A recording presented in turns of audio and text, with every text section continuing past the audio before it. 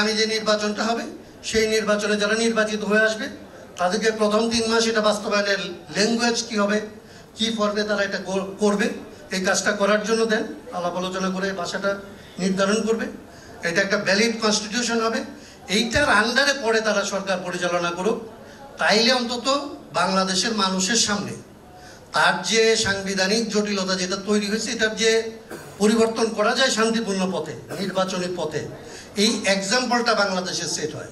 এবং এই এক্সাম্পল যদি বাংলাদেশে সেট হয়, বাংলাদেশের মানুষের যদি প্রয়োজন পড়ে, যত সব আদর্শিক বিতর্ক রয়েছে, যে আদর্শিক বিতর্কগুলি আজকে 3 মাসের মধ্যে আপনি শেষ করতে পারবেন না, সে আদর্শিক বিতর্ক শেষ করে সে সর্বাঙ্গীন সুন্দর একটা সংবিধান কিভাবে তৈরি করা যায় বাংলাদেশ সেক্ষেত্রে এক্সাম্পল হইতে পারে।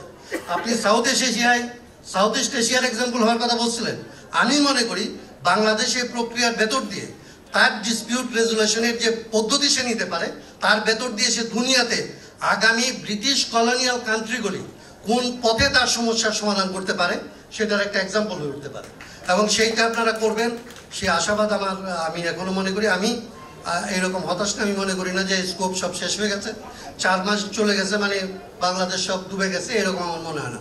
এর চাইতে খারাপ অবস্থার দিকে ভিতর দিয়ে বাংলাদেশ 15 বছর চলেছে। অতএব 4 মাসে সব শেষ হয়ে গেল, এইরকম গেল রবটা একদমই কোনোভাবে আসলে জাস্টিফাইড না। উচিত হচ্ছে এই সরকারকে কিংবা এই কমিশনগুলিকে যথাসম্ভব আসলে সহায়তা করা, গাইড করা এবং তাদেরকে হেল্প করা, তাদেরকে সমালোচনা করা, কিন্তু এরকম না যে তাদেরকে ডুবায় ফেলার চেষ্টা করা। সমালোচনা করে তাদেরকে আসলে কার্যকর পথে এই সরকারের কাছ থেকে যে আদায় করা সম্ভব, যেটা আদায় করার জন্য আমাদের সন্তানরা জীবন দিচ্ছে, সেটাকে বাস্তবায়ন করা। তো এই হচ্ছে আমার সংক্ষেপে আমার বক্তব্য।